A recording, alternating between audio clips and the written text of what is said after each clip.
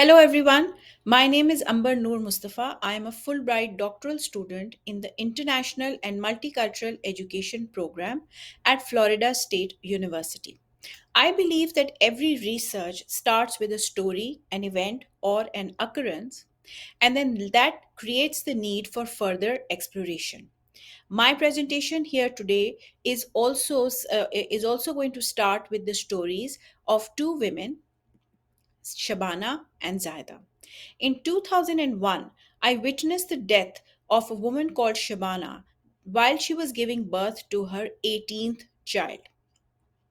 She was uneducated and therefore not aware of what she was doing to herself and to her body. Her midwife was uneducated, therefore could not guide her, and neither could the people around her in the community.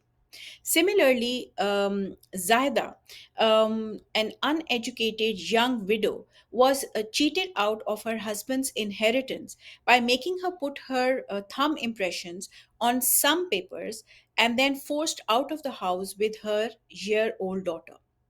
These two stories made me realize the true significance of education.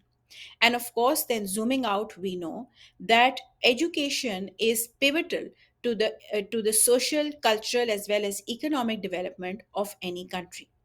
We also know that it serves to raise the standard of health, gender parity, peace, and other in communal structures in any country.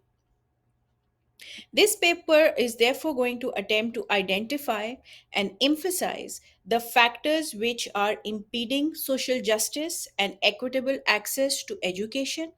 Using regression models, it studies the role of parents in school enrollments in K 12 schools in Pakistan, and then it recommends policy solutions for the rectification of these problems.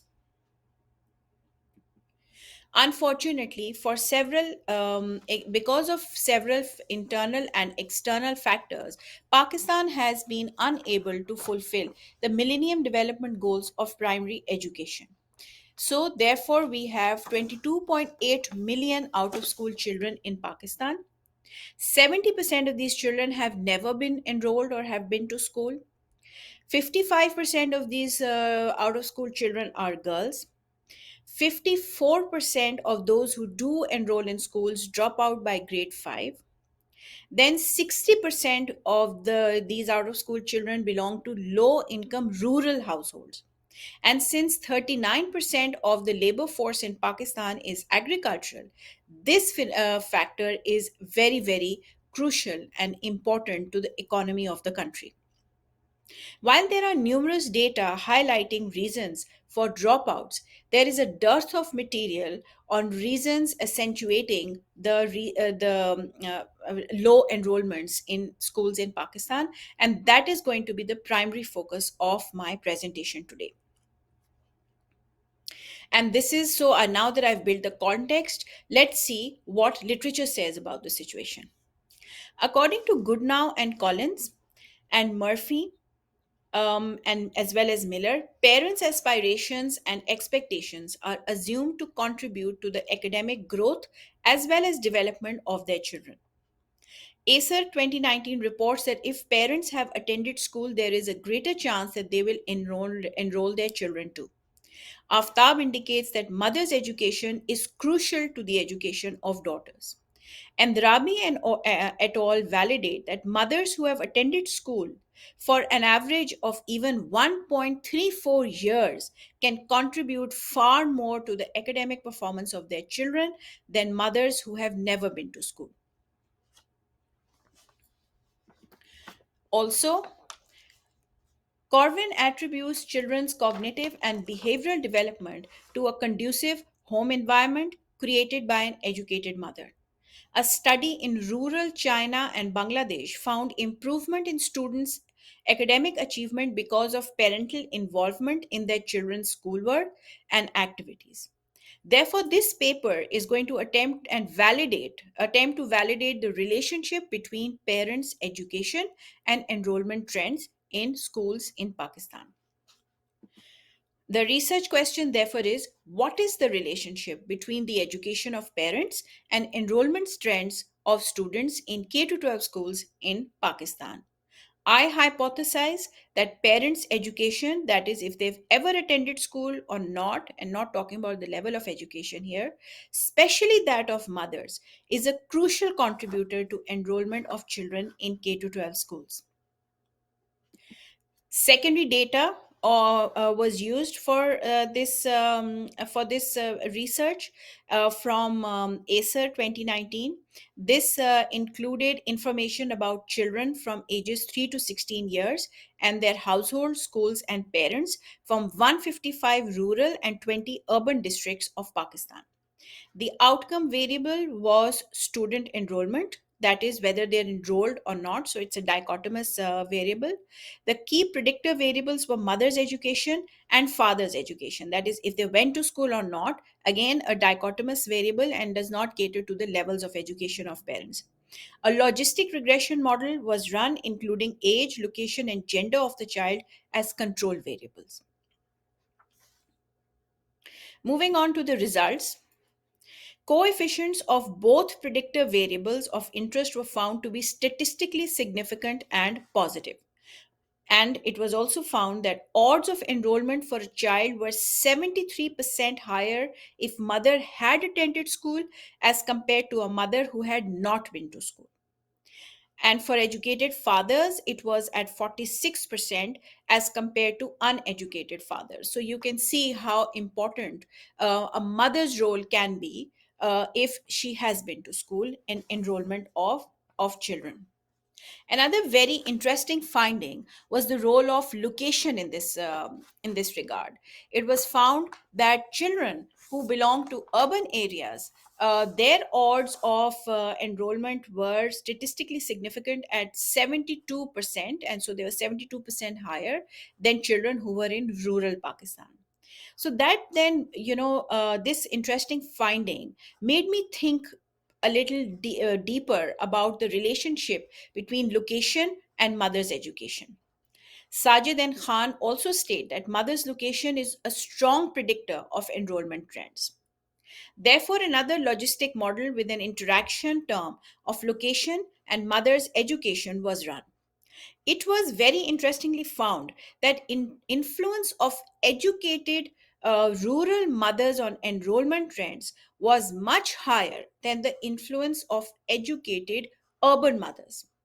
But sadly, because women attending school in rural areas are low, enrollments in rural areas of children also remain low because these women are not able to impact enrollment of their children. So now I'm going to take you away from what the numbers are to what these numbers mean. Social reproduction theory and Yoso's community cultural wealth explain that communal wealth of cultural, economic, and intellectual knowledge influences parents' lives and their enrollment decisions. Just as we saw that, people who are educated in urban areas, how they influence enrollments, and people who are educated in rural areas, how they impact enrollments. So, you carry your cultural wealth with you. So, the effect of educated rural mothers shows that we have an untapped resource in rural areas, which is these uneducated rural mothers. But because mothers who've been to school in educated mother urban mothers is 58%, and educated rural mothers or females is 27, educated urban females is 58%, and educated rural females is 27%.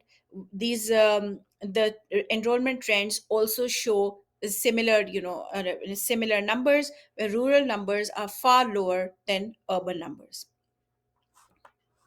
So the Reze and Kingdon, Khan and Ali, and Sajid and Khan also suggest that educated mothers can really influence enrollment of children substantially. As was explained previously in literature review, we have found the same results here, and results validate what literature says. But patriarchal mindsets and early marriages of girls are considered a hindrance to the education of rural mothers, hence the low numbers. What are the recommendations that I would like to present here? The government has to plan exponential interventions to alter attitudes of society in general and men in particular about female education, to raise enrollment levels of rural areas in Pakistan. Social awareness campaigns, legal reforms are also very important to ensure women education in these areas. In the past, stipend programs in two provinces, Punjab and Khyber Pakhtunkhwa, really increased female enrollments and postponed early marriages by 2 years. So the stipend was given to parents for as long as girls were going to school. So similar programs can be implemented nationwide and in the whole country to see how they impact enrollments. Adult literacy programs also need to be implemented, especially for women, to try and educate the adult illiterate population of Pakistan. Increased budget allocation for female education, especially in rural areas, is also recommended. Finally, fissures between policy formulation and implementation caused by corrupt practices, stopgap policies by political parties for political point scoring, obsolete bureaucratic systems, and lack of a robust, centralized monitoring and evaluation unit need to be addressed to alter this bleak situation.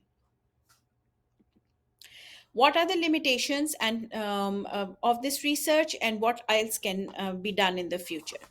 Well, data about potential confounding factors like household income and number of children per family was not available and could be included next time. Then further exploration could delve deeper into measures which can enhance parents, especially mothers' role in increasing enrollments, and possible policy solutions can be presented or identified for this step. Um, so conclusively, I would like to say that it can easily be stated that findings of this regression analysis are important for educators and policymakers both in the private and public education sectors of Pakistan to break cultural, societal, and patriarchal mindsets about education by investing in education and awareness of parents, especially mothers. The government must play its part to facilitate this process of social justice and to ensure social justice and equity and upward mobility of lower socio-economic strata of society by improving education standards. But the civil society must also contribute to the whole system and to the whole process, because only the government will not be able to achieve this.